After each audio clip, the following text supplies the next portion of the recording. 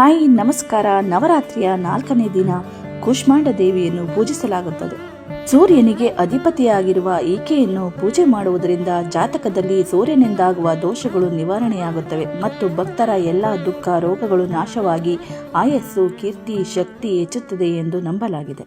ಸೃಷ್ಟಿಯು ಅಸ್ತಿತ್ವಕ್ಕೆ ಬರುವ ಮೊದಲು ಎಲ್ಲೆಡೆ ಅಂಧಕಾರವೇ ತುಂಬಿತ್ತು. ಆಗ ಈ ಕೂಷ್ಮಾಂಡ ದೇವಿಯು ತನ್ನ ಮಂದ ಮತ್ತು ಮಧುರವಾದ ನಗುವಿನಿಂದ ಅಂಡ ಅಂದರೆ ಬ್ರಹ್ಮಾಂಡವನ್ನು ಸೃಷ್ಟಿಸಿದಳು ಎಂದು ನಂಬಲಾಗಿದೆ.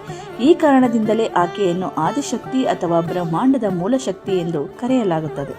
ಕೂಷ್ಮಾಂಡ ಎಂಬ ಹೆಸರು ಕು ಎಂದರೆ ಚಿಕ್ಕದು, ಊಷ್ಮ ಎಂದರೆ ಶಕ್ತಿ ಅಥವಾ ಉಷ್ಣ ಮತ್ತು ಅಂಡ ಎಂದರೆ ಬ್ರಹ್ಮಾಂಡ ಎಂಬ ಪದಗಳ ಸಂಯೋಜನೆಯಿಂದ ಬಂದಿದೆ. ಅಂದರೆ ಇಡೀ ಬ್ರಹ್ಮಾಂಡವೆಂಬ ಚೈತನ್ಯವನ್ನು ತನ್ನ ಮುಷ್ಟಿಯಲ್ಲಿ ಹಿಡಿದುಕೊಂಡಿರುವಳು ಎಂಬ ಅರ್ಥ.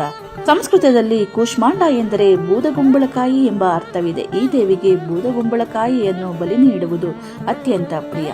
ಈ ಕಂಟೆಂಟ್ ನಿಮಗೆ ಇಷ್ಟವಾಗಿದ್ದಲ್ಲಿ ನನ್ನ ಪೇಜ್ನ ಫಾಲೋ ಮಾಡಿ, ಫ್ರೆಂಡ್ಸ್ ಮತ್ತು ಫ್ಯಾಮಿಲಿ ಜೊತೆ ಶೇರ್ ಮಾಡಿಕೊಳ್ಳಿ. ನವರಾತ್ರಿ ಹಬ್ಬದ ಆರ್ಥಿಕ ಶುಭಾಶಯಗಳು. Thank you for watching. ಧನ್ಯವಾದಗಳು.